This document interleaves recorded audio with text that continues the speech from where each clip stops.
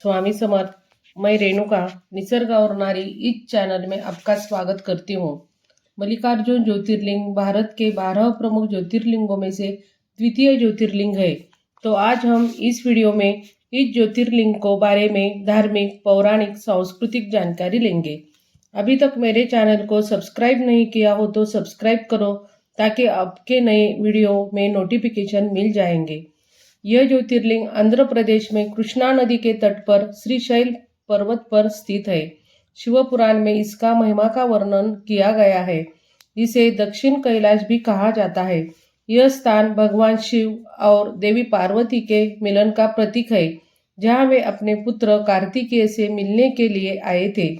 मल्लिकार्जुन का नाम देवी पार्वती के नाम मल्लिका और भगवान शिव के नाम अर्जुन के मिलन से उत्पन्न हुआ है। शक्तिपीठों में से 4 शक्तिपीठ अत्यंत पवित्र माने जाते हैं। श्रीशैलम उस 4 शक्तिपीठों में से एक है। इस ज्योतिर्लिंग का उल्लेख शिव पुराण की कोटि रुद्र संहिता में विस्तार से किया गया है, जो इसकी प्राचीनता और धार्मिक महत्व को प्रमाणित करता है। इसके अनुसार इस ज्योतिर्लिंग की उत्पत्ति के पीछे एक अद्भुत कथा है। जब भगवान शिव और देवी पार्वती ने अपने पुत्रों गणेश और कार्तिकेय के विवाह के लिए सही समय का निर्धारण करना चाहा, तो उन्होंने एक प्रतियोगिता का आयोजन किया, जिससे यह तय हुआ कि जो भी पुत्र पहले पृथ्वी की परिक्रमा लगाएगा उसका विवाह पहले होगा। कार्तिकेय ने अपने मयूर पर सवार होकर पूर्वी पृथ्वी का भ्रमण शुरू किया, जबकि गणेश ने अपनी बुद्धिमानी से अपने माता पिता की परिक्रमा की। गणेश ने कहा कि माता पिता ही उनके लिए संपूर्ण ब्रह्मांड है। इस पर भगवान शिव और माता पार्वती बहुत प्रसन्न हुए और उन्होंने श्री गणेश का विवाह पहले कर दिया गया। जब कार्तिकेय लौटे और यह सुना तो वे दुखी हो गए और क्रोधित होकर क्रौंच पर्वत, जो अब श्रीशैलम नाम से जाना जाता है, वहां चले गए। उनकी अनुपस्थिति से माता पार्वती अत्यंत दुखी थी। भगवान शिव ने कार्तिकेय को बुलाने के लिए देवताओं और ऋषियों को भेजा, लेकिन कार्तिकेय नहीं माने।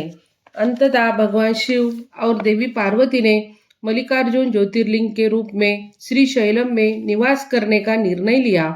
यहाँ भगवान शिव ने अमावस्या को अपने पुत्रों को देखने का निर्णय लिया, जबकि देवी पार्वती पूर्णिमा को आती थी। इस प्रेम के कारण यह स्थान तीनों में से प्रसिद्ध हो गया।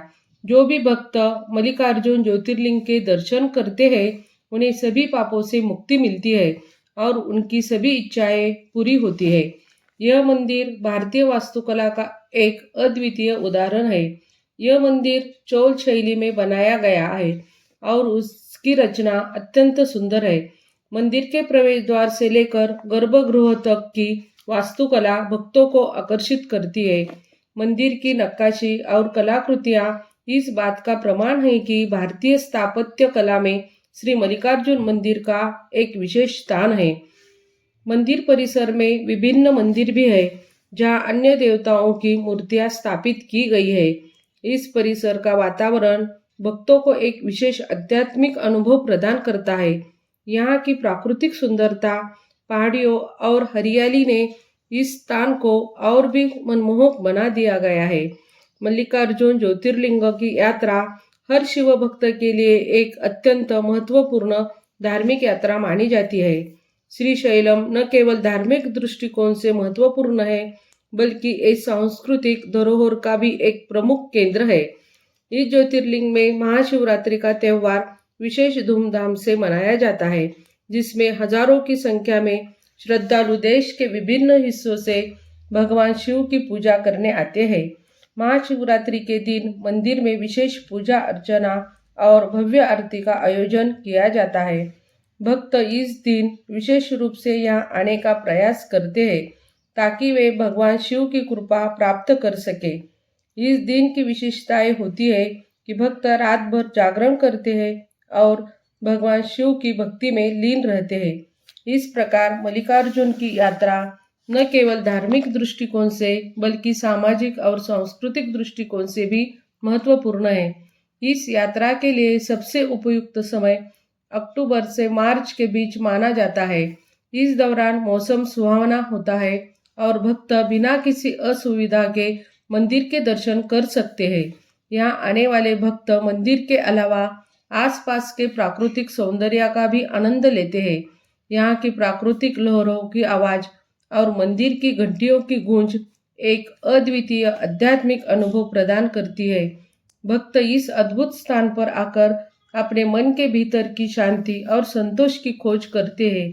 यह ज्योतिर्लिंग शिव और शक्ति की संयुक्त उपासना का स्थल है, जो हर शिव भक्त के लिए अत्यंत पूजनीय है।